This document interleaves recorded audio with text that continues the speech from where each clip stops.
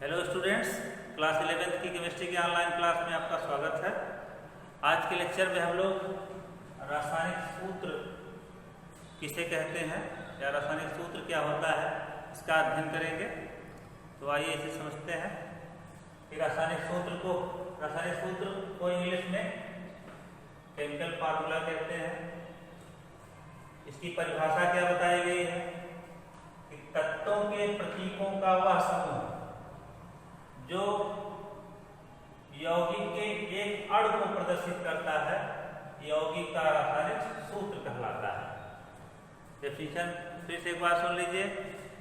तत्वों के प्रतीकों का वह समूह जो यौगिक के एक अणु को प्रदर्शित करता है, रासायनिक सूत्र कहलाता है। यहाँ पे एक एग्जाम्पल बताया गया, सोडियम क्लोराइड का अणु सूत्र NaCl है।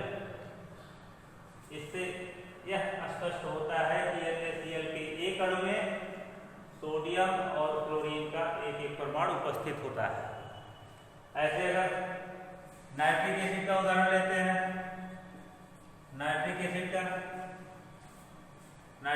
का सूत्र HNO3 होता है। इसमें हाइड्रोजन का एक परमाणु, नाइट्रोजन का एक परमाणु और ऑक्सीजन का 3 परमाणु होता है। ऐसे सल्फ्यूरिक एसिड का सूत्र H2SO4 होता है। इसके एक अणु में हाइड्रोजन का 2 परमाणु, सल्फर का 1 परमाणु और ऑक्सीजन का 4 परमाणु होता है। तो इस प्रकार से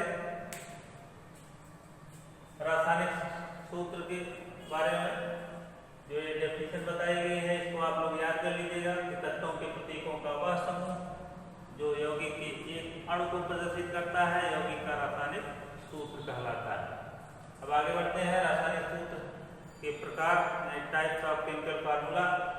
रासायनिक सूत्र 2 प्रकार के होते हैं।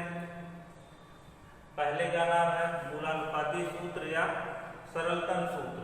मूलानुपाती सूत्र को इंग्लिश में एम्पिरिकल फार्मूला कहते हैं, एम्पिरिकल फार्मूला। और दूसरा जो है वो आणविक सूत्र है, जिसको अणु सूत्र भी कहा जाता है। तो सबसे पहले हम लोग एम्पिरिकल फार्मूला का अध्ययन करेंगे या सरलतम सूत्र का अध्ययन करेंगे। तो वह सूत्र जिसके द्वारा किसी यौगिक में उपस्थित तत्वों के परमाणुओं के सरल अनुपात का बोध होता है, यानी जो सूत्र यौगिक में उपस्थित तत्वों के परमाणुओं के सरल अनुपात की जानकारी देता हो, उसे सरलतम सूत्र या मूलानुपाती सूत्र कहते हैं। एक बार फिर सुन लीजिए। वह सूत्र जिसके द्वारा किसी यौगिक में उपस्थित तत्वों के परमाणुओं के सरल अनुपात की जानकारी प्राप्त होती है, उसे सरलतम सूत्र या मूलानुपाती सूत्र कहते हैं। आगे फिर बताया गया है कि इस सूत्र की सहायता से अणु में उपस्थित विभिन्न परमाणुओं की आपेक्षिक संख्याओं की जानकारी प्राप्त होती है। आपेक्षिक संख्याओं की जानकारी प्राप्त, एक एग्जाम्पल के माध्यम से समझाया गया है कि ग्लूकोज का रासायनिक सूत्र C6H12O6 होता है।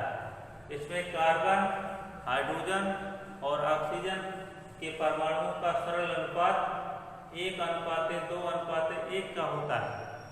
और इसी कारण इसका मूलानुपाती सूत्र या सरलतम सूत्र C1H2O1 या CH2O होता है।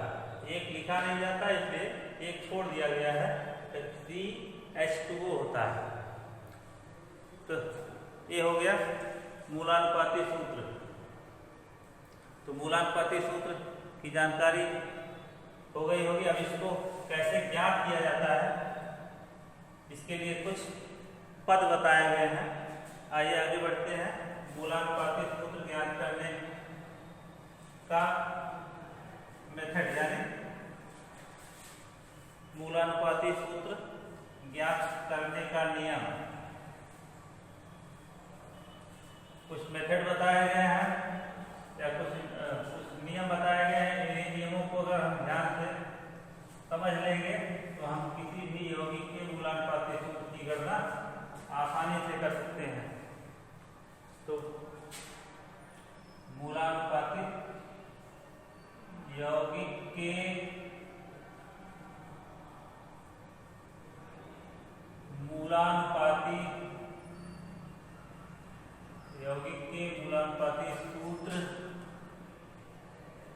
गणना, यौगिक के मूलानुपाती सूत्र की गणना, यानी किसी यौगिक के मूलानुपाती सूत्र की गणना कैसे की जाती है उसके लिए कुछ प्रमुख पद बताए गए हैं। इसमें पहला पद क्या है? पहला पद क्या है? सबसे पहले यौगिक में दिए गए, यौगिक में उपस्थित जो तत्व होते हैं उनकी प्रतिशत मात्रा को और परमाणु द्रव्यमान को अलग अलग लिख लेते हैं। पहले पद में क्या बताया गया है? यौगिक में उपस्थित, यौगिक में उपस्थित तत्वों की प्रतिशत मात्रा और परमाणु द्रव्यमान को और परमाणु द्रव्यमान या परमाणु भार भी आप लिख सकते हैं, परमाणु द्रव्यमान को अलग अलग लिख लेते हैं, लिख लेते हैं। ये पहला स्टेप है मूलानुपाती सूत्र ज्ञात करने का। यौगिक में उपस्थित तत्वों की प्रतिशत मात्रा और परमाणु द्रव्यमान को अलग अलग लिख लेते हैं। अब दूसरा स्टेप क्या बताया गया है? दूसरे स्टेप में कहा गया है कि तत्वों की प्रतिशत मात्रा में परमाणु भार से या परमाणु द्रव्यमान से भाग दे करके आप ऐच्छिक संख्या ज्ञात कर लेते हैं। दूसरे स्टेप में बताया गया है कि तत्वों की प्रतिशत मात्रा में परमाणु द्रव्यमान से या परमाणु भार से भाग देकर आपेक्षिक संख्या ज्ञात कर लेते हैं, आपेक्षिक संख्या ज्ञात कर लेते हैं।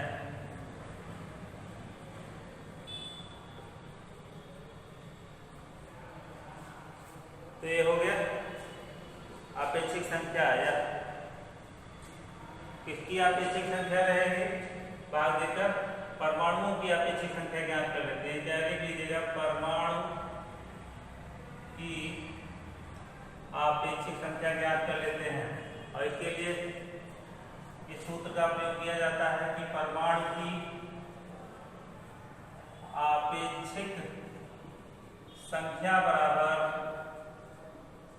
आपेक्षिक संख्या बराबर तत्व की या तत्व के परमाणु की प्रतिशत मात्रा, तत्व की प्रतिशत मात्रा बटा तत्व के परमाणु का परमाणु भार, तत्व का परमाणु भार या परमाणु द्रव्यमान जो भी, यही सूत्र अप्लाई कर लीजिएगा, आपेक्षिक संख्या मिल जाएगी किसकी? परमाणु की। तो दो पद हो गए, दो स्टेप्स। तीसरे स्टेप में क्या बताया गया है? प्राप्त होने वाली आपेक्षिक संख्याओं में जो आपेक्षिक संख्या सबसे छोटी होती है उसको उसी से सभी आपेक्षिक संख्याओं में भाग दे करके परमाणुओं के मध्य सरल अनुपात ज्ञात कर लेते हैं। तीसरे स्टेप में बताया गया है कि प्राप्त आपेक्षिक संख्याओं में, प्राप्त आपेक्षिक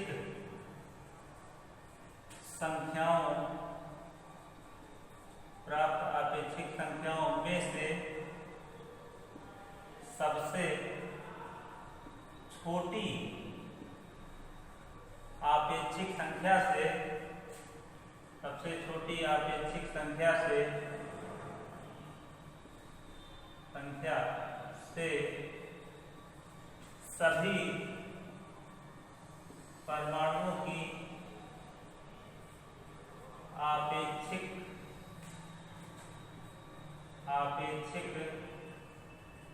संख्याओं में संख्याओं में भाग देकर सरलतम परमाणुओं के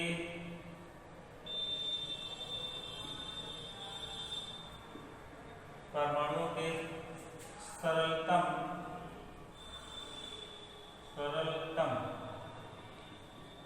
अनुपात को ज्ञात कर लेते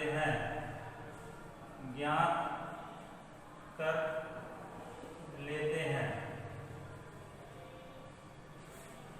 तो प्राप्त आपेक्षिक संख्याओं में, यानी जो दूसरे स्टेप में आपेक्षिक संख्या प्राप्त होगी, उन प्राप्त आपेक्षिक संख्याओं में सबसे छोटी आपेक्षिक संख्या जो होती है उसी से सभी परमाणुओं की आपेक्षिक संख्याओं में भाग दे करके परमाणुओं के सरल अनुपात की जानकारी प्राप्त कर ली जाएगी। तो प्राप्त आपेक्षिक संख्याओं में से सबसे छोटी आपेक्षिक संख्या से सभी परमाणुओं की आपेक्षिक संख्याओं में भाग देकर परमाणुओं के सरल अनुपात को ज्ञात कर लेते हैं। ये तीसरा स्टेप हो गया। चौथा स्टेप क्या है? बताया गया है कि कभी कभी जो है परमाणुओं के सरलतम अनुपात जो है वो भिन्नात्मक आ जाते हैं, यानी दशमलव में आ जाते हैं। तब क्या करेंगे? तो इसको फिर बताया गया है कि इस भिन्नात्मक सरलतम अनुपात को फिर उसको पूर्णांक में बदला जाता है। तो उसके लिए बताया गया है कि यदि सरलतम अनुपात की संख्या या ये सरलतम अनुपात पूर्णांक ना हो तो सभी संख्याओं को ऐसी संख्या से गुणा करते हैं कि प्रत्येक संख्या पूर्णांक में परिवर्तित हो जाए। यदि चतुर्थ पद में या यदि तृतीय पद में प्राप्त परमाणुओं के सरल अनुपात पूर्णांक ना हो, यदि प्राप्त परमाणुओं के सीधे परमाणुओं के लिख रहे हैं, यदि परमाणुओं के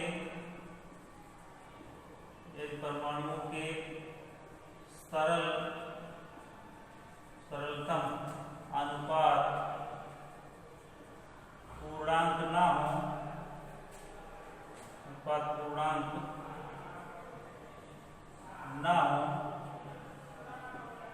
तो यदि परमाणुओं के सरलतम अनुपात पूर्णांक ना हो तो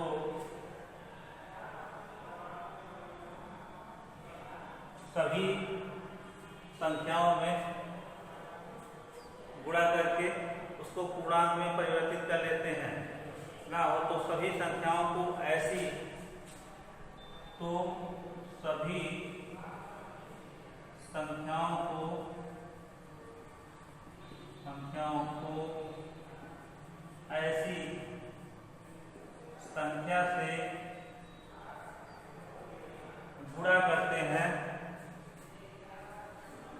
ऐसी संख्या से गुणा करते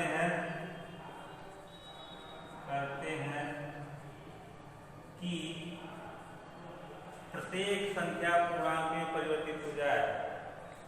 कि प्रत्येक संख्या पूर्णांक में परिवर्तित हो जाए, पूर्णांक में परिवर्तित हो जाए,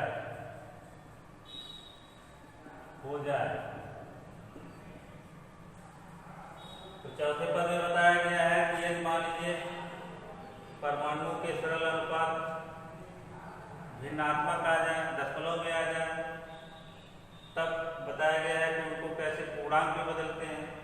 तो यही बताया गया कि कोई एक ऐसी संख्या का चुनाव करते हैं जिससे सभी संख्याओं में गुणा करके उस भिन्नात्मक संख्या को भी पूर्णांक में बदल देते हैं। यही बताया गया कि यदि परमाणुओं के सरलतम अनुपात पूर्णांक ना हो तो सभी संख्याओं को ऐसी संख्या से गुणा करते हैं कि प्रत्येक संख्या पूर्णांक में परिवर्तित हो जाए। अब इसके बाद जब पूर्णांक में परिवर्तित हो जाएगा तो फिर आगे भी बताया गया है कि सभी तत्वों के संकेत, पांचवें स्टेप में क्या बताया गया है कि प्राप्त होने वाले यौगिक में उपस्थित यौगिक में उपस्थित प्रत्येक तत्व के संकेत को पास पास लिखकर यौगिक में उपस्थित प्रत्येक तत्व के संकेत को पास पास या निकट निकट समझ लीजिए पास पास लिखकर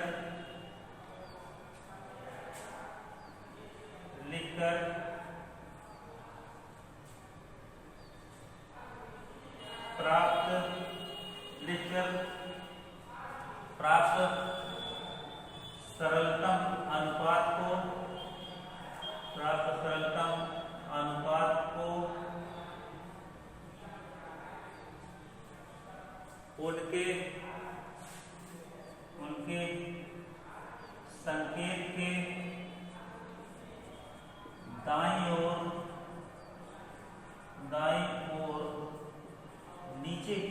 दाईं ओर नीचे की ओर लिखने पर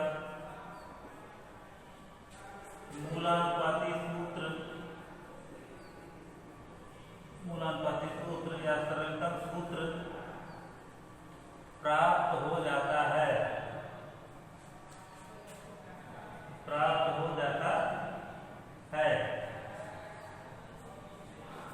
फिर से एक बार रिपीट कर लेते हैं। यौगिक में उपस्थित प्रत्येक तत्व के संकेत को पास पास लिखकर प्राप्त सरलतम अनुपात को उनके संकेत के दाईं और नीचे की ओर लिखने पर मूलानुपाती सूत्र प्राप्त हो जाता है।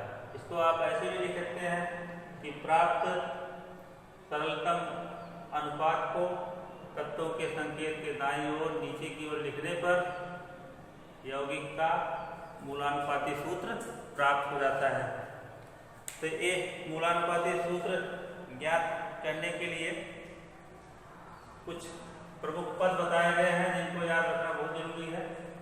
तो एक बार फिर से इनको याद कर लेते हैं। फिर से देखते हैं यौगिक के मूलानुपाती सूत्र की गणना करने के लिए कुछ प्रमुख पद बताए गए हैं।